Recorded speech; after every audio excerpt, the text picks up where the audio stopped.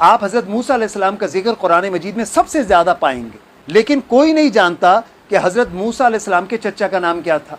कोई नहीं जानता कि हज़रत मूसा अलैहिस्सलाम जब सोते थे तो किस करवट पे सोते थे। उनके सारी ज़िंदगी का पहलू कोई नहीं बता सकता। किसी नबी के बारे में भी नहीं जान सकते सिवाय हुजूर नबी करीम सल्लल्लाहु अलैहि वसल्लम के बारे में। वो चलते कैसे थे, वो बैठते कैसे थे, वो खाते कैसे थे, वो पीते कैसे थे, वो जहाद में कमांड कैसे करते थे, वो कैसी कैसी हिकमत अमली इख्तियार किया करते थे, वो तिजारत कैसे करते थे, वो गरीब थे तो ज़िंदगी कैसे बसर की, बाप थे तो बाप का रिश्ता कैसे निभाया, बेटे थे तो किस तरह रिश्ता निभाया। यानी कि ज़िंदगी का कोई शोबा ऐसा नहीं है जिसमें आपको हुजूर की ज़िंदगी से रहनुमाई न मिल जाए।